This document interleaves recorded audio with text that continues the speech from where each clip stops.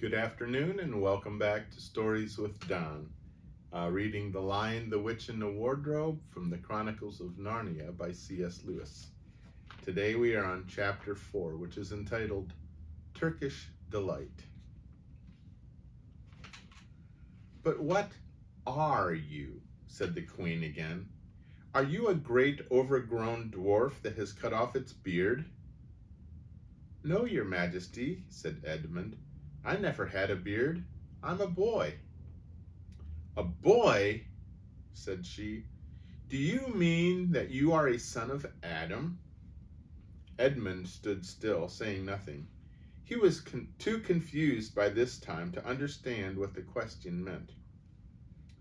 "I see you are an idiot, whatever else you may be," said the queen. "Answer me once and for all, or I shall lose my patience. Are you human?" "Yes, your majesty," said Edmund. "And how, pray tell, did you come to enter my dominions?"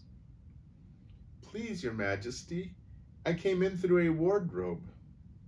"A wardrobe? What do you mean?" I opened a door and just found myself here, your majesty," said Edmund. "Ha," said the queen, speaking more to herself than to him. A door from the world of men. I have heard of such things. This may wreck all, but he is only one, and he is easily dealt with." As she spoke these words, she rose from her seat and looked Edmund full in the face, her eyes flaming. At the same moment, she raised her wand. Edmund felt sure she was going to do something dreadful, but he seemed to be unable to move. Then, just as he gave himself up for lost, she appeared to change her mind. "My poor child," she said in quite a different voice, "how cold you look.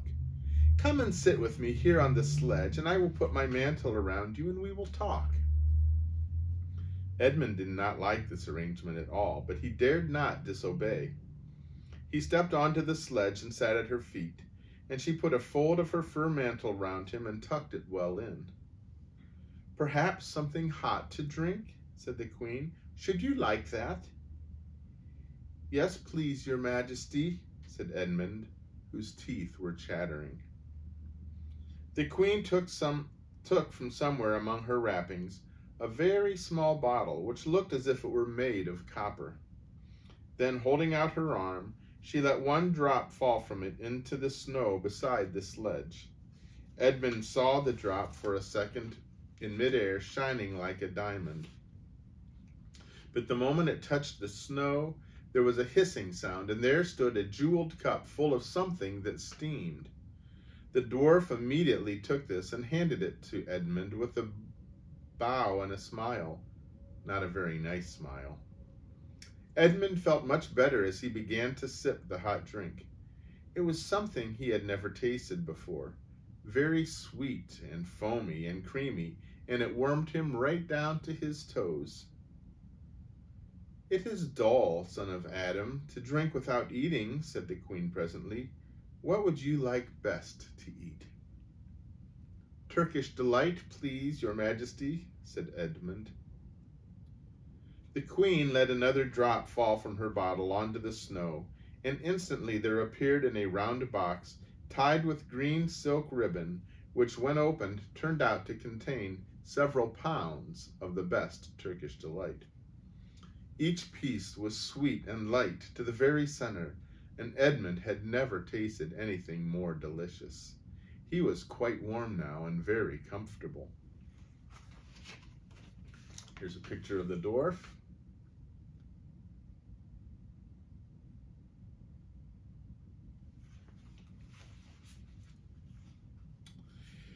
While he was eating, the queen kept asking him questions.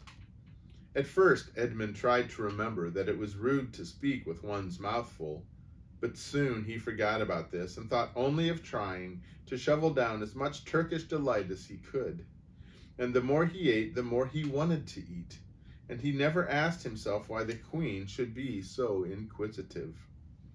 She got him to tell her that he had one brother and two sisters, and that one of his sisters had already been in Narnia and had met a fawn there, and that no one except himself and his brothers and his sisters knew anything about Narnia. She seemed especially interested in the fact that there were 4 of them and kept on coming back to it. "You are sure that there are just 4 of you?"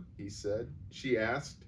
"2 sons of Adam and 2 daughters of Eve, neither more nor less?" And Edmund, with his mouth full of Turkish delight, kept on saying, "Yes, I told you that before," and forgetting to call her Your Majesty, but she didn't seem to mind now.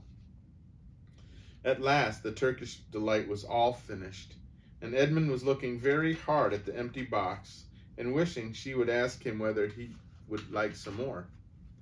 Probably the queen knew quite well what he was thinking, for she knew, though Edmund did not, that this was enchanted Turkish delight, and that anyone who had once tasted it would want more and more of it, and would even, if they were allowed, go on eating it till they killed themselves.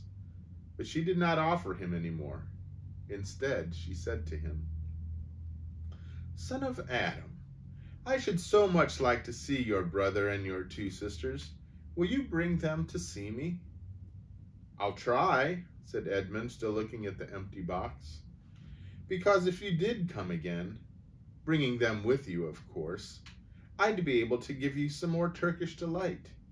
I can't do it now. The magic will only work once. In my own house, it would be another matter."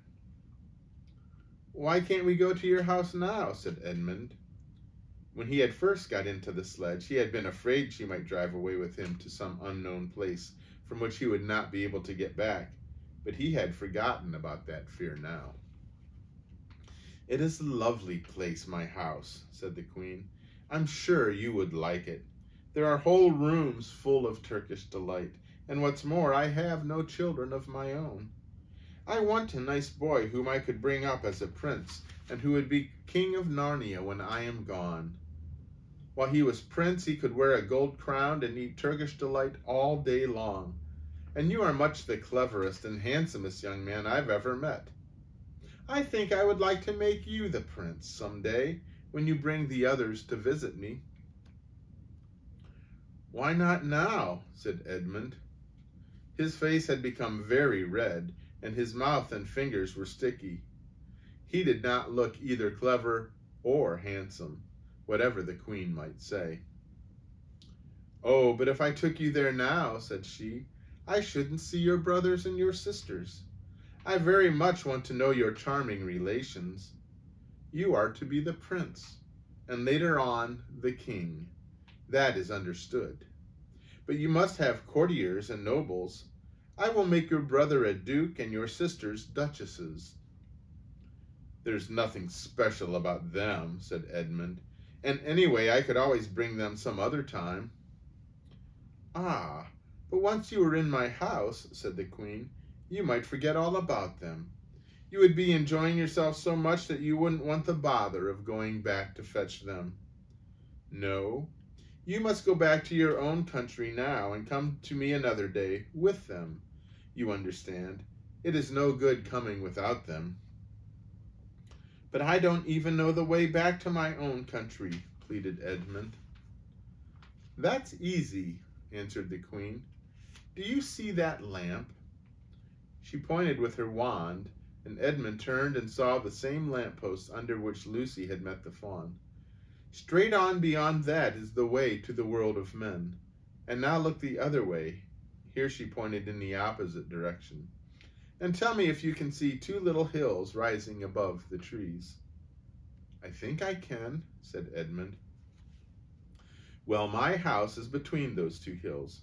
So next time you come, you have only to find the lamppost and look for those 2 hills and walk through the wood till you reach my house. But remember, you must bring the others with you. I might have to be very angry with you if you came alone." "I'll do my best," said Edmund. "And by the way," said the queen, "you needn't tell them about me. It would be fun to keep it a secret between us 2, wouldn't it? Make it a surprise for them. Just bring them along to the 2 hills. A clever boy like you will easily think of some excuse for doing that. And when you come to my house, you could just say, 'Let's see who lives here,' or something like that. I'm sure that would be best. If your sister has met one of the fawns, she may have heard strange stories about me. Nasty stories that make her afraid to come to me. Fawns will say anything, you know. And now..." "Please, please," said Edmund suddenly, "please couldn't I just have one piece of Turkish delight to eat on the way home?"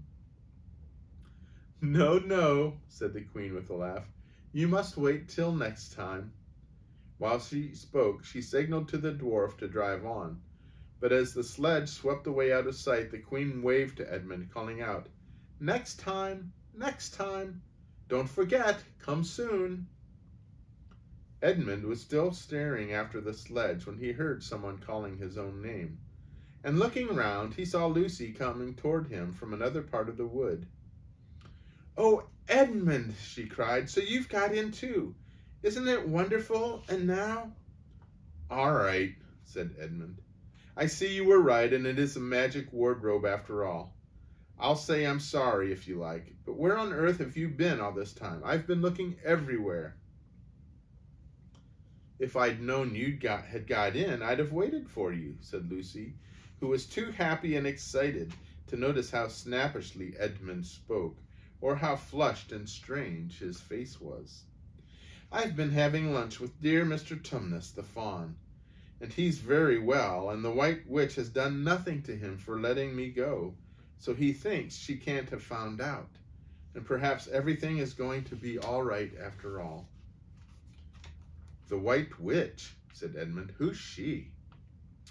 "She's a perfectly terrible person," said Lucy.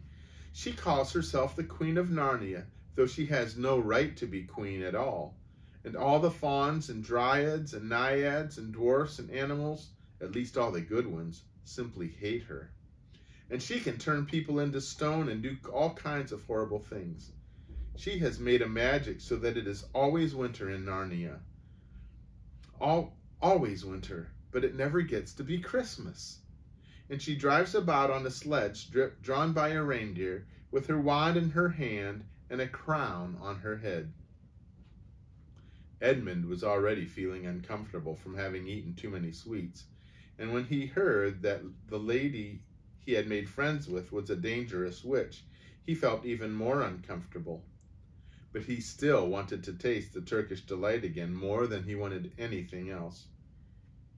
"Who told you all that stuff about the White Witch?" he asked. "Mr. Tumnus, the fawn," said Lucy. "You can't always believe what fawns say," said Edmund, trying to sound as if he knew far more about them than Lucy. "Who said so?" asked Lucy. "Everybody knows it," said Edmund. "Ask anybody you like. But it's pretty poor sport standing here in the snow. Let's go home." "Yes, let's," said Lucy. "Oh, Edmund, I am glad you've got in too. The others will have to believe in Narnia now that both of us have been here. What fun it will be."